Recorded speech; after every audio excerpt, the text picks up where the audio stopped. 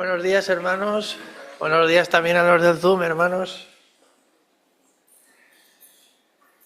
Hoy vamos a ver una de las profecías de Daniel que habla sobre el reino eterno establecido por Dios. Con esta terminaremos la última profecía de las últimas sobre el resurgimiento, ¿no?, del reino.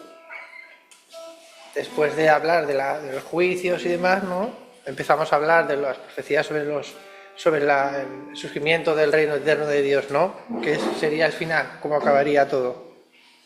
Pues esta sería la última profecía. Y ya la semana que viene empezaríamos con las profecías de Israel, sobre la nación de Israel. Esta profecía está en Daniel 2, capítulo 44. Daniel, capítulo 2, versículo 44. Y dice así: y en los días de estos reyes, el Dios del cielo levantará un reino que no será jamás destruido, ni será el reino dejado a otro pueblo. Desmenuzará y consumirá a todos estos reinos, pero él permanecerá para siempre. Bien, vamos a situar un poco el contexto de este versículo, el contexto de esta profecía, que es el sueño que tiene Nabucodonosor. Nos está contando Daniel el sueño que tiene el rey Nabucodonosor. En este sueño hay una gran estatua que representa a los reinos humanos sucesivos que van a pasar de esa época en adelante, ¿no? Todos ellos temporales. Pero hay uno, Dios le muestra uno que contrasta mucho con todos estos reinos, ¿no? Le revela un reino que es totalmente diferente. Es eterno, indestructible y de origen divino. Enfocándonos en los reinos humanos, esta estatua representa, por una parte, son 4.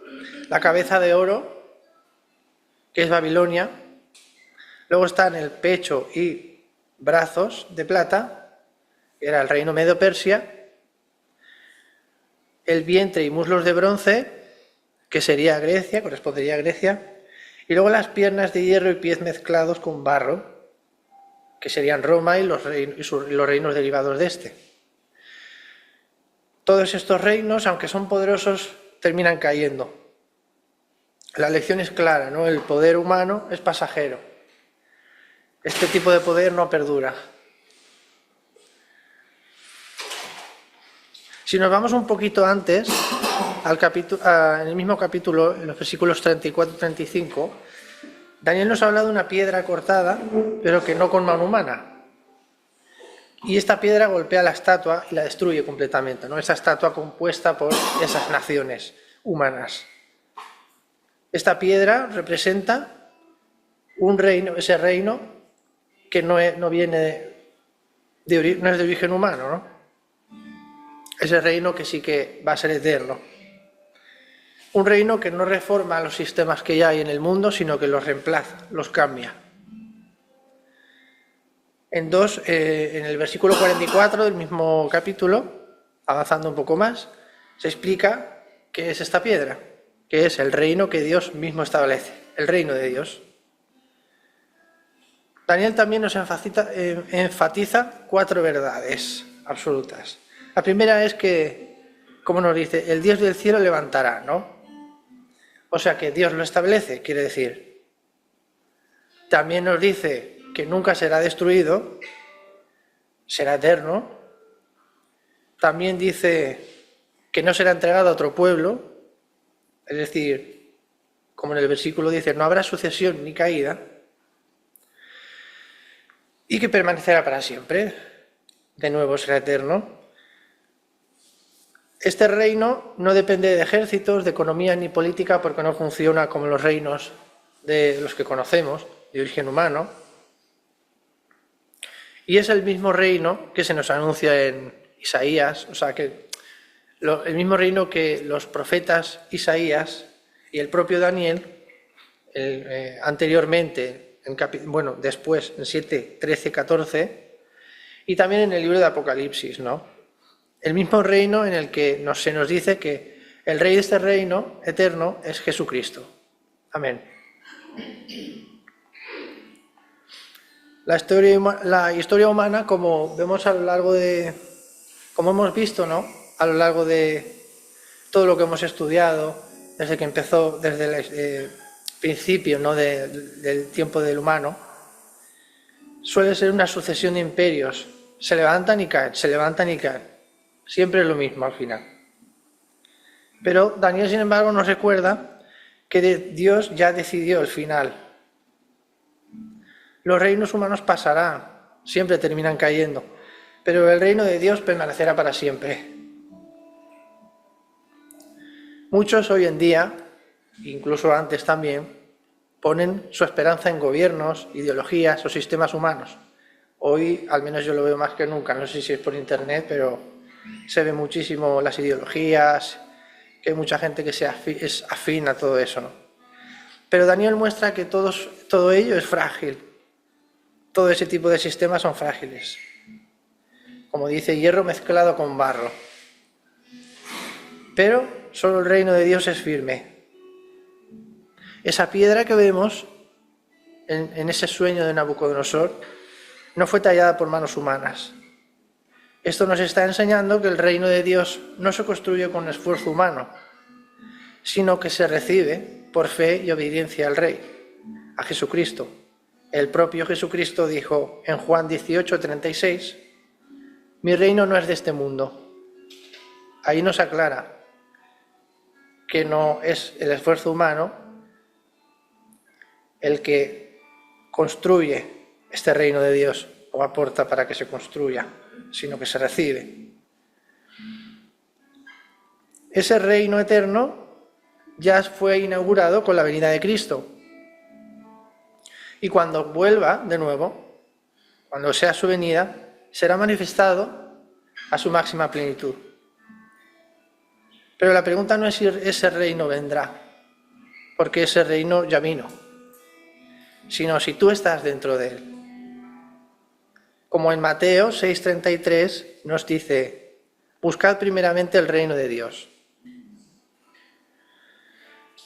Así que vamos a orar, vamos a pedirle al Señor que nos ayude a reconocer que todos estos reinos humanos son pasajeros, pero que discernamos, que podamos tener esa convicción de que tu reino es eterno y que no se puede mover, no se puede quitar. Te pido que tú nos ayudes, Señor, a poner nuestros ojos en tu reino, Señor, en tu corazón. Y que nuestro corazón, podamos poner nuestro corazón en tu gobierno, Señor. Que tú nos hagas ciudadanos de tu reino, Señor, del reino de tu Hijo Jesucristo. Nos ayudes a discernir esto, Señor, en qué reino estamos. Y que podamos saber y darnos cuenta de que el reino verdadero es el tuyo, Señor. Ayúdanos también a vivir, Señor, con la esperanza de que ese reino jamás será destruido, de que no perdamos la esperanza cada día. En tu nombre, Señor, en nombre de Jesucristo. Amén. Amén. He titulado el mensaje, pues en esta mañana, bueno, es un mensaje que tiene 3 partes. Hoy vamos a ver la primera parte. La semana pasada, bueno, el mensaje se titula, pide, busca, llama. Pide, busca, llama. La semana pasada, los que estuvimos hablando acerca de la parábola de Jesús, que habló acerca de la persistencia de la viuda y el juez injusto, ¿se recuerdan, no? Y Dios ha puesto en mi corazón para que nosotros, así como también oraba Sandra, pues hace un rato, que podamos ser una iglesia perseverante en la oración, perseverante en la oración, ¿no? Y yo también, pues, es una de las cosas que me he propuesto en este año, ¿no? También ser perseverante en la oración, a que habían oraciones, habían situaciones en mi vida, cosas por las cuales yo estaba orando que por muchas razones que estuvimos comentando también la semana pasada, uno las va dejando, ¿no? Y se va olvidando de orar por eso, ¿no? Y las va dejando allí por el camino y se queda pensando, pues bueno, pues, debe ser que Dios, pues no es voluntad de Dios, o ha sido un capricho mío, un poco como conversábamos la semana pasada, ¿no? Y es lo que Dios ha puesto en mi corazón, que podamos ser una iglesia que persevere en la oración. Y no solamente la oración por peticiones de cosas materiales, que también nosotros las necesitamos, pero todas esas peticiones que en algún momento Dios puso en nuestro corazón, o teníamos, o orar por algún familiar que necesita pues conocer a Jesús. Bueno, en general todos necesitan conocer a Jesús, ¿no? Pero orar por alguien en especial que tiene pues esa necesidad tan grande, porque lo podemos ver, ¿no? Y vemos que nada pasa, pues si dejamos de orar, dejamos de interceder por estas personas. Peticiones que solamente nosotros sabemos, entendemos por nuestra fe que Dios puede responder, pues ahí se han quedado en el olvido, ¿no? Y siguiendo la misma tónica de la semana pasada, me gustaría que vamos a leer Mateo, en el Evangelio según San Mateo, en el capítulo 7, por favor, versículos 7 y 8. Dos versículos súper conocidos que vamos a recordar en esta mañana. Mateo, Evangelio según San Mateo, capítulo 7, versículos 7 y 8. Amén. Dice, pedid y se os dará, buscad y hallaréis, llamad y se os abrirá. Porque todo aquel que pide, recibe, y el que busca, halla, y al que llama, se le abrirá. Yo no sé si a ti te pasa como a mí, pero igual cuando tengo un poquito la fe, un poquito baja, cuando yo leo estos versículos, a mí me da la impresión, o a veces tengo que reconocerlo, me da la impresión de que es que es muy bueno como para ser verdad. O sea, es como tan fácil que algún truco tiene que haber, no algún truco, algo, se me escapa algo por el camino, no sé, tiene que haber 3 días de ayuno y oración, un poco para que funcione la segunda parte. O tiene que haber, no sé, una vida pues súper llena de santidad para que me funcionen estos versículos. Es que no puede ser que sea tan fácil. Por lo general el ser humano, cuando se le presenta algo tan fácil y que no se lo cree, pues empieza a buscar la cámara escondida, ¿no? Esto no puede ser así, no puede ser tan fácil, ¿no? Pero lo cierto es que esto que acabamos de leer son palabras de Jesús. Son palabras del Señor, no tienen truco, no tienen ninguna cosa escondida, son palabras del Maestro. Cuando los discípulos le dijeron, Señor, enséñanos a orar, aquí el Señor estaba hablando básicamente de la oración. Y esto es un principio, lo que Jesús aquí dice es un principio tan lógico de vida que a veces pues se nos pasa un poquito, lo damos un poco por sentado, pero es así. Si queremos algo, ¿qué necesitamos? Pedirlo. Si necesitamos encontrar algo, tenemos que buscarlo. Y si necesitamos abrir una puerta, lo que hay que hacer es básicamente llamar, tocar a esa puerta. Y algo que yo meditaba en esta semana es que a veces como seres, como cristianos, como seres humanos, a veces confundimos la soberanía de Dios y el hecho de que Dios tiene control de todas las cosas con una actitud poco proactiva de nosotros como creyentes. ¿Qué significa eso, no? Significa que a veces decimos, bueno, como Dios tiene el control de todas las cosas, como Dios sabe, como Dios ya conoce la palabra que está en mi boca antes de que yo la diga, como pues Dios tiene control de todo, ya si es su voluntad, pues esto llegará, esto pasará y yo me quedo aquí pues tranquilito, no, ni oro ni nada, porque bueno, lo dejo pues a la buena voluntad del Señor. Y es allí cuando yo creo que dejamos de pedir, dejamos de tocar y dejamos de llamar. Y es eso lo que yo quisiera que nosotros no hiciésemos. Pedid y se os dará, dice la primera parte de este mensaje. Pedid y se os dará. Si nosotros queremos clasificar estas palabras de Jesús o tipificarlo dentro de los diferentes mensajes que podemos leer nosotros en las Sagradas Escrituras, ¿qué tipo de mensaje sería esto? ¿Qué nos transmite esto? Esto de pedid y se os dará. A mí lo que me transmite es una promesa de Dios. Jesús dijo, pedid y se os dará. ¿Y qué dice la Biblia acerca de las promesas, acerca de lo que Dios promete? vamos a buscar rápidamente 2 Corintios capítulo 1, segunda epístola del apóstol San Pablo a los Corintios, capítulo 1, versículos 19 y 20. Segunda a los Corintios, capítulo 1. ¿Lo tenemos?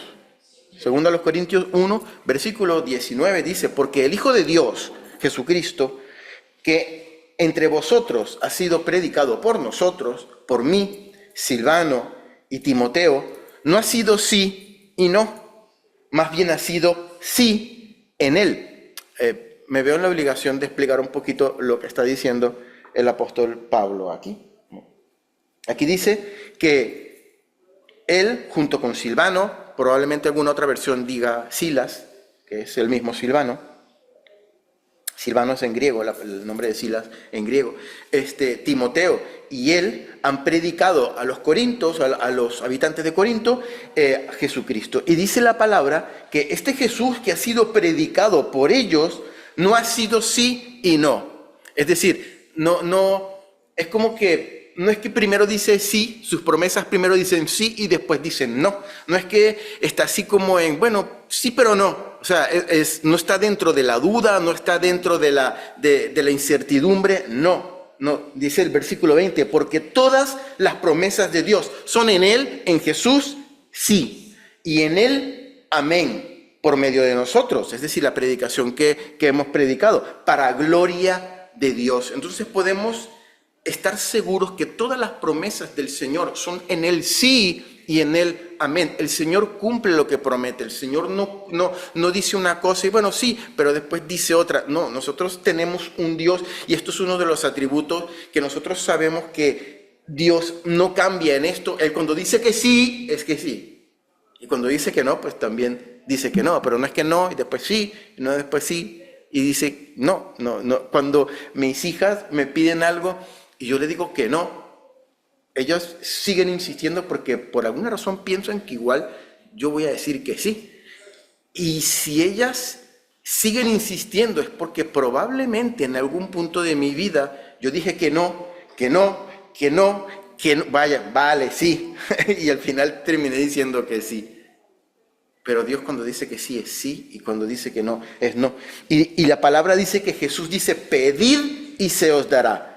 Y cuando Jesús quiere decir pedid y se os dará, es que quiere decir pedid y se os dará. Yo me acuerdo cuando mis hijas, ahora no tanto, pero cuando eran más pequeñas, el Señor me enseñaba una cantidad de cosas todavía. Lo que pasa es que ahora me las enseña de otra manera, pero antes el Señor me enseñaba tantísimas cosas de las niñas, ¿no? Cuando, por ejemplo, cuando ellas peleaban y por lo general la grande le pegaba pues, a la pequeña, que es lo que solía pasar, ¿no? O le quitaba algo que tenía, ¿no? La pequeña lo primero que hacía era venir donde papá o donde mamá. Era lo primero, ¿no? O sea, papá, Amanda me ha pegado, ¿no? O mamá, Amanda me ha pegado. Y repetía la frase entre lloros docenas de veces hasta que yo tomaba cartas en el asunto. Pero yo tenía que ir y pues castigar a Amanda porque le había pegado, o por lo menos reñirla y decirle, Amanda, no le vuelvas a pegar, ten cuidado con lo que haces, que tú eres la hermanita mayor, o tomé medidas más drásticas, ¿no? A veces le daba pues una palmadita ahí para que se acuerde, ¿no? Y con eso Valeria se quedaba contenta, porque papá tomó cartas en el asunto, ¿no? Y a los pocos segundos pues ya estaban otra vez riéndose y jugando juntas, porque así son ellas, ¿no? Pero cuando Amanda o cuando alguna de ellas recibía el castigo correspondiente, ¿no? Por algo que había hecho mal, ¿no?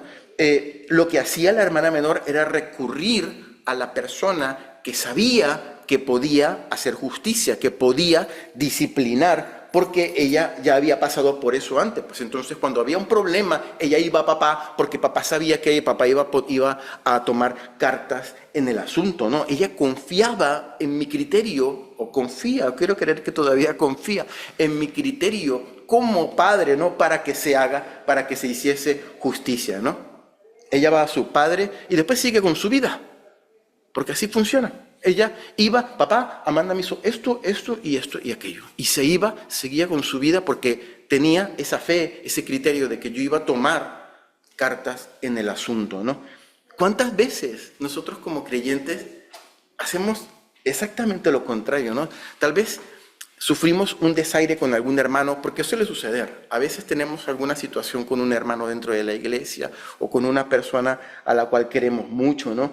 A veces incluso que no lo hace, no a propósito, ¿no? A veces sin querer pues decimos algo o hacemos algo y no cae bien a la otra persona y madre mía, entonces nos sentimos mal porque eso nos hace daño, ¿no? ¿Qué actitud tenemos?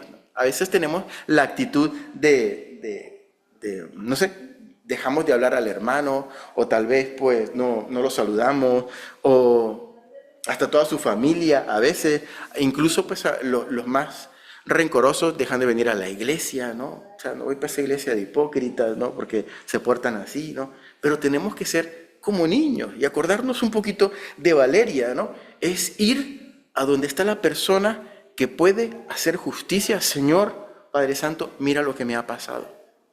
Y seguir con nuestra vida como creyente. Ya Dios tomará cartas en el asunto. Si tiene que hacer justicia, Él lo hará. Él tiene el criterio. Él es el juez justo, no como el juez que hablábamos la semana pasada, que era injusto. Él es un juez justo. Ya se encargará, papá, de hacer lo mejor, ¿no? Pero la mayoría de las cosas que mis hijas decían cuando eran más pequeñas, casi siempre cuando abrían la boca era para pedir algo. Eso es así. Papá, dame esto. Papá, llévame al parque. Papá, tengo hambre. Papá, quiero galletas. Papá, quiero hacer caca. Papá, ven a limpiarme. Cuando eran pequeñitos, siempre era pedir, pedir y pedir. Ahora son un poquito más autónomas y hacen cosas solitas. Pero antes siempre pedir, pedir. Y una de las cosas, de las primeras cosas, hermanos, que dejamos de hacer nosotros cuando no recibimos lo que pedimos, es dejar de pedir. Y eso quería recalcarlo. Lo dijimos la semana pasada, lo dijimos la semana antepasada, porque nos pasa. Cuando no recibimos lo que pedimos, dejamos de pedir, se nos enfría la situación. Pero unos versículos antes del famoso pedid y se os dará, leemos una historia en el Evangelio según San Lucas, que estuvimos también conversando la semana pasada y me gustaría volverla a recalcar, porque quiero sacar algunas verdades de esta historia. Lucas capítulo 11, por favor. Lucas capítulo 11, versículos del 5 al 9. Y me gustaría, por favor, que alguien lo lea, capítulo 11, versículos 5 al 9, porque lo tengo aquí en mis apuntes, pero... Les dijo también: ¿quién de vosotros que tenga un amigo va a él a medianoche y le dice: amigo, préstame 3 panes, porque un amigo mío ha venido a mí de viaje y no tengo que ponerle delante? Y aquel, respondiendo desde adentro, le dice: no me molestes, la puerta ya está cerrada y mis niños están conmigo en cama, no puedo levantarme y dártelos. Os digo que aunque no se levante a dárselos por ser su amigo, sin embargo, por su importunidad, se levantará y le dará todo lo que necesite. Sí. Y yo os digo: pedid y se os dará, buscad y hallaréis, llamad y se os abrirá. Esto es lo mismo que leímos ahí en Mateo, pero ahora lo está el Evangelio sinóptico de Lucas, lo está recalcando, ¿no? Pero Jesús, aquí en Lucas, nos comparte la historia del hombre que durante la noche le llegó una visita, le llegó su amigo, ¿no? Y no tenía nada que ofrecerle para comer, entonces va ahí donde está el vecino y va a pedirle pues 3 panes, ¿no? Y esto lo comentábamos también la semana pasada. Hace mucho yo pensaba que esta historia... Yo pensaba que Jesús estaba comparando esta historia con un hombre que ora y gracias a su insistencia, estuvimos hablando de la palabra importunidad también la semana pasada, que era de la raíz, que era como desvergonzado, ¿no? Lo estuvimos hablando de su impertinencia, ¿no? Yo pensaba que gracias a la insistencia, ¿no? En la oración del amigo, y este amigo que tenía los panes, que representa a Dios, o sea, se cansa de la insistencia del hombre y pues para que se vaya y se calle, pues le da los panes, ¿no? Pero en realidad, y esto lo estuvimos también conversando brevemente la semana pasada, en realidad la historia que Jesús está contando aquí no se centra en el hombre que le da los panes, sino se centra en el hombre que pide y que insiste por los panes. ¿Por qué lo podemos saber? Porque Dios no se cansa de nosotros que le pidamos las cosas. Dios no se hastía, no se harta. Pero bueno, ¿hasta cuándo este hijo mío me va a estar pidiendo las cosas? Como lo hace la persona de la ilustración, del ejemplo. Dios no actúa así. No, bueno, le voy a darle lo que está pidiendo para que se canse y para que no ore más y para que se vaya. No, o sea, no es ese el carácter divino. Pues lo conocemos que no es así. Lo que el Señor quiere es que nosotros nos veamos reflejados en la actitud y en la perseverancia del amigo, de la persona que va a pedir lo que necesita.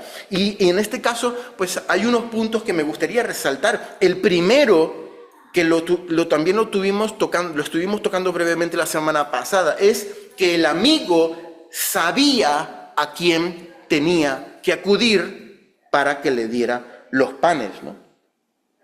En cierta ocasión, esto lo podemos encontrar en Juan capítulo 6, lo podemos leer un poquito más adelante, pero en el capítulo de Juan, capítulo 6, ahí Jesús comienza a decir unas palabras muy interesantes porque se compara él con el pan de vida y que viene del cielo, ¿no? Y allí es donde las personas comienzan a decir, esto que está diciendo Jesús está un poco raro, ¿no? Porque él está diciendo que él vino del cielo, sin embargo nosotros lo conocimos a él cuando era un niñito, lo vimos allí cuando iba para el cole, cuando pasaba, cuando jugaba futbolín, lo conocemos. Y ahora este viene y dice que descendió del cielo. Entonces son muchísimas verdades espirituales en general. Ese capítulo tiene unas verdades espirituales muy profundas y la gente comienza a percibirlas como unas verdades muy duras en general, ¿no? Que confrontaban la vida de quienes le seguían, ¿no? Y dice la palabra que incluso muchos de sus discípulos, los que estaban con él, los que habían visto sus milagros, los que habían visto las maravillas que Jesús hacía y habían escuchado sus enseñanzas, comenzaron poquito a poquito yo me desmarco de esto que está diciendo Jesús, porque no me parece que está tan bonito, no me gusta tanto. Y se comienzan a romper filas los sinvergüenzas. Dice Juan capítulo 6, versículos 66 al 69. Entonces, muchos de sus discípulos volvieron atrás. Fíjate qué curioso. Discípulos de Jesús volvieron atrás y ya no andaban con él. Dijo entonces, versículo 67 del capítulo 6, dijo entonces Jesús a los 12, que eran los más cercanos, ¿no? Los que él tenía allí con más intimidad. ¿Acaso vosotros queréis iros también? O sea, he visto que se han ido muchos, ¿no? Vosotros también. Le mira, ¿no? Y mira a Juan, y mira a Santiago, y mira al otro, y mira a Andrés. Vosotros también.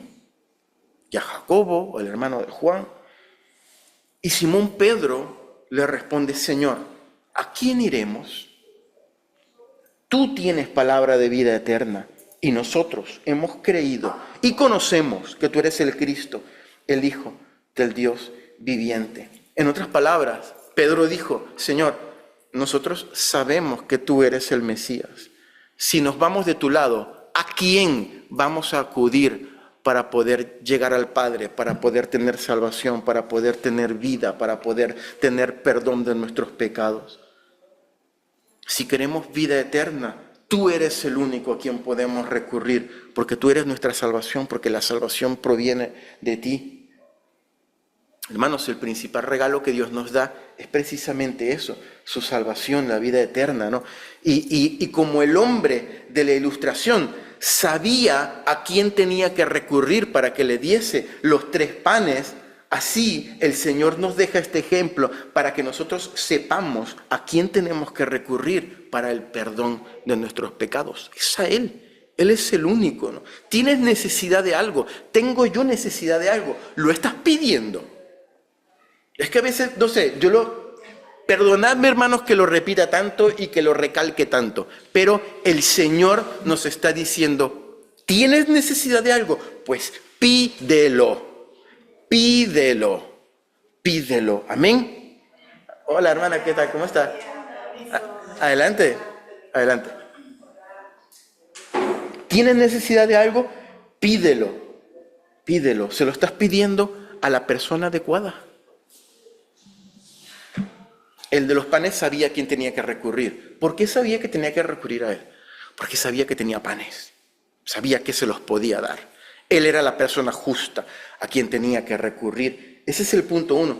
El punto 2 es que la persona, y de este ejemplo tenemos que aprender nosotros. El punto 2 es que esta persona estaba decidido a conseguir lo que quería y no dejó de insistir hasta que lo consiguió, hasta que consiguió lo que se había propuesto. Él no aceptó excusas, no, porque tenía muy claro lo que quería. Las excusas del amigo, es que ya estoy durmiendo, es que ya no me puedo levantar, no representa lo que Dios dice que no, o no representa las cosas que Dios dice espera, porque recordemos que aquí el ejemplo del amigo que tiene los panes no está ilustrando a Dios, es simplemente la historia se centra en el amigo que está pidiendo los panes. Entonces, las excusas del amigo son todos esos obstáculos que se nos atraviesan en nuestra vida, ¿no? en la aventura de obtener lo que nosotros queremos en oración. No, a veces nos cansamos, perdemos la fe, lo estuvimos comentando muchísimo la semana pasada, pues como no llega lo que queremos, pues sencillamente dejamos de orar, como a veces pasa que nos dejamos llevar por las emociones, como estuvimos hablando la semana pasada, cuando vemos que Dios responde la oración de alguien, pues entonces, ay mira, como la respondió, nos emocionamos y comenzamos a orar, pero cuando vemos que pasa el tiempo y la oración o la respuesta de la oración no llega, pues ahí se quedó todo, nos dejamos llevar por la emoción, en lugar de dejarnos llevar por nuestra fe, por la fe anclada en un Dios todopoderoso, ¿no? Eso lo estuvimos conversando la semana pasada. Y es importante destacar, yo creo que es importante destacar que el hombre no se quedó en su casa orando, ¿no? Y pidiendo, bueno, Señor, mándame esos 3 panes que necesito, ¿no? Él sabía que necesitaba 3 panes, pero también sabía a quién tenía que acudir para pedírselos y fue proactivo. Se levantó y fue a donde estaba la persona que tenía que le podía dar estos panes, ¿no? Y yo con esto no quiero decir que la oración no puede ser efectiva en ciertos casos. En ciertos casos no podemos hacer absolutamente nada y necesitamos 100% de nuestro tiempo dedicarlo a la oración, a orar. Señor, mueve tú tu mano porque ya ha llegado un momento en donde yo no puedo hacer absolutamente nada. Pero habrán cosas, hermanos, que la oración va a tener que ir acompañada de trabajo, de acción, ¿no? Cosas que tienen que apoyar nuestras oraciones. Por ejemplo, si estamos buscando un empleo, si estamos buscando un trabajo, no podemos quedarnos en casa diciendo, Señor, pues yo estoy aquí orando, pues mándame a mi jefe que venga y me toque la puerta y firma aquí el contrato. No, porque no funciona así. Tenemos que ir y orar. Y mientras estamos orando, ir a repartir currículum, ir a movernos, y el Señor abrirá las puertas, ¿no? O sea, que tiene que ir acompañado de la acción, ¿no? Y la mayoría de las veces, el peor obstáculo que nosotros tenemos, el peor obstáculo cuando vamos a pedir el pan, necesito 3 panes, es la espera, ¿no? Espérate allí. ¿Qué pasa si le hubiese dicho el amigo, sí, espérate que ya voy, que voy a ponerme a amasar y hacerte el pan, ¿no? Quedarme aquí afuera con el té frío y a esperar y a esperar. Yo creo que el peor obstáculo es la espera, ¿no? Ver pasar el tiempo,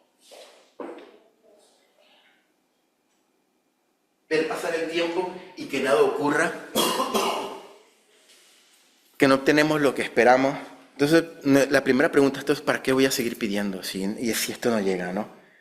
Y precisamente el Señor nos deja esta historia. La promesa no dice, pedid e inmediatamente se os dará. Pero dice, pedid y recibiréis. No pedid y recibiréis de 5 a 7 días. No. O si ayunáis, os metéis en el plan Kingdom Prime o algo por el estilo. Entonces, si estáis en Kingdom Prime, al otro día lo tienes seguro o tienes la devolución de tu dinero. No funciona así. Pedid y se os dará. Dios da el tiempo en el cual vamos a recibir lo que estamos pidiendo. Ese es el punto 2. Primero, pues el hombre sabía a quién tenía que recurrir. Y en segundo lugar, hay momentos en donde la fe tiene que ser proactiva, ¿no? Y ir acompañada de acción. Y lo tercero es que el hombre tenía claro lo que estaba pidiendo, ¿no? Él quería 3 panes, él no quería 1, él no quería 2, ni quería 4. quería 3, lo tenía clarísimo. Y yo estoy seguro que si él hubiese dicho, bueno, te voy a dar 2 paquetes, no, yo necesito 3. Porque ya habría sacado cuenta, ¿no? Qué sé yo, vino el amigo con su mujer, o vino el amigo con su hijo y necesitaba 3 panes para hacerle 3 ricos bocadillos, ¿no? No son 2, ni son 4, necesito 3, no. Yo creo que esta historia también nos enseña a tener claro delante de Dios lo que nosotros queremos. Pedírselo clarísimo, Señor, mira, es esto lo que yo necesito. Y eso es otra manera también de decirle al Señor, mira, esto no es un capricho, esto no es algo que yo vi, se me ocurrió, esto no es algo que tú le diste a mi hermano o a mi hermana o al vecino, y ay, como él lo tiene yo también lo quiero. No, yo es tenerlo claro, haberlo meditado, haberlo pensado bien y decir, Señor, necesito esto. Y lo necesito así, de este color, de este tamaño, lo necesito así. Y pedírselo realmente al Señor. Y ser perseverantes, hermanos. Esta historia nos enseña no solamente a tener claro lo que queremos, sino a ser constantes en pedírselo, en ser perseverantes. Luchadores como creyentes. Nosotros tenemos que ser luchadores como creyentes. No dejarnos llevar por los obstáculos, por la espera, por lo que no llega, por las situaciones, por la falta de fe, por la emoción. No. El Señor nos está haciendo un llamado a ser perseverantes en la oración, a ser perseverantes en la oración. Tenemos un sueño, vea por él, vea por ese sueño. Pero como algunos se puede imaginar, no se trata de pedir por pedir, porque si es por pedir, pues pedimos, ¿no?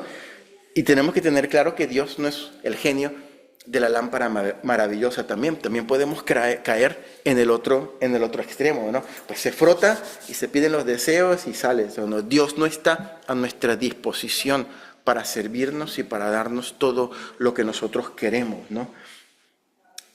Somos hijos con necesidades que reconocen que la provisión, que lo que necesitamos viene de Él, pero para eso tenemos que tener muy claro lo que nosotros necesitamos y tenemos que saber diferenciar entre nuestros caprichos, entre tal vez lo que nosotros pedimos para deleites propios y lo que realmente necesitamos. Con esto no quiere decir que nosotros podemos pedirle a Dios cosas que tal vez son un poquito en plan caprichos.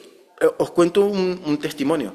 No le voy a decir qué, pero un día yo le pedí a Dios algo que yo no necesitaba. Pero era como una ilusión que yo tenía en mi corazón. Y yo le dije, Señor, ¿sabes qué? Un día me gustaría tener esto. Y es algo muy particular que no se encuentra mucho.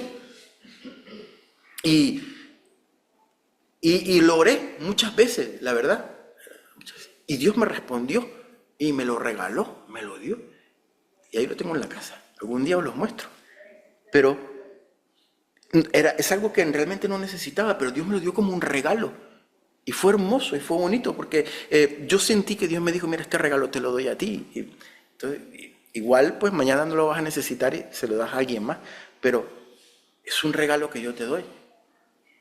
Sin embargo, hermanos, somos hijos con necesidades, como decía antes, ¿no? Pero cuando pedimos por alguna necesidad, necesariamente tenemos que estar conectados con Él para que la petición tenga la motivación adecuada. Eso es importante también, esa es la otra cara de la moneda. Vamos a buscar Santiago en la carta del apóstol Santiago, capítulo 4, Santiago 4. Santiago 4, capítulos 1 y 3, versículos 1 y 3. Y esta es un poquito la otra cara de la moneda, la otra cara del pedir. Capítulo 4 de Santiago. ¿Lo tenemos? Amén. Dice, versículo 1, ¿de dónde vienen las guerras y los pleitos entre vosotros? ¿No es de vuestras pasiones las cuales combaten en vuestros miembros? Codiciáis y no tenéis, matáis y ardéis de envidia y no podéis alcanzar, combatís y lucháis, pero no tenéis lo que deseáis, porque no pedís. Versículo 3, pedís y no recibís, porque pedís mal, para gastar en vuestros deleites. Una manera, hermanos, de pedir mal es ir a la fuente equivocada. Y esto es lo que dice la primera parte del versículo 1 y el versículo 2. Simplemente no se lo están pidiendo a Dios. El mismo versículo lo dice, codiciáis y no tenéis. O sea, estáis codiciando, pero con codiciar las cosas no vas a recibir las cosas. Matáis y ardéis de envidia y no podéis alcanzar. O sea, estás haciendo cosas que no agradan a Dios. No estoy diciendo que igual nosotros vamos a matar y a quitarle las cosas a la gente, pero esto es un ejemplo que pone aquí el apóstol, ¿no? No tenéis lo que deseáis porque no pedís. O sea, no estás haciendo lo que Dios te dice que tienes que hacer. O sea, estás utilizando tus propios medios, y son ilícitos según los que ponen aquí, para intentar alcanzar lo que tú quieres, y no lo estás alcanzando porque no lo estás pidiendo, y no se lo estás pidiendo a la persona adecuada. En vez de pedir, hacen uso de sus propias herramientas llenas de maldad para lograr conseguir lo que quieren. Arrebatan lo que quieren porque su motivación, en vez de glorificar a Dios, lo dice la palabra, es la envidia. Entonces es algo que nosotros también tenemos que entender y analizar y discernir en nuestro corazón. ¿Por qué yo quiero esto? ¿Por qué se lo estoy pidiendo a Dios? ¿No? Y a veces sí se lo piden a Dios, como dice en el versículo 3, pero pedid y no recibís porque lo estás pidiendo mal, porque estás pidiendo para gastar en vuestros propios deleites. Hermanos, estas palabras van dirigidas a las personas que no obedecen a Dios. Si leemos los versículos anteriores, nos vamos a dar cuenta que a las personas quienes está hablando son personas egoístas, codiciosas, envidiosas, que son capaces hasta de hacer guerras y pleitos para obtener sus cometidos egoístas, ¿no? Que no les piden las cosas a Dios, pero que cuando se las piden no lo hacen conectados con su reino y con su voluntad, porque sus peticiones no forman parte del propósito de Dios para su vida. Piden simplemente porque creen o porque quieren pedir eso para gastarlo en sus propios deleites. Su única motivación es: Dios, dámelo porque esto me dará placer a mí, porque esto me gusta y porque yo lo quiero tener, y porque por esa motivación egoísta es el tipo de personas que habla en el versículo 4. En otras palabras, hermanos, su deleite y su placer, el de las personas que piden así, está en lo que pueden llegar a obtener. Entonces, quiero que me entiendas bien esto. Él se deleita, tal vez se lo pide a la persona adecuada, tal vez se lo está pidiendo a Dios, pero está pidiendo algo. El objetivo final de esa persona es deleitarse en eso que Dios le va a dar. Ese es el deleite de la persona, en lo que puede llegar a obtener. Sin embargo, un verdadero creyente tiene su placer y su deleite en el Dios que le provee las cosas que está pidiendo.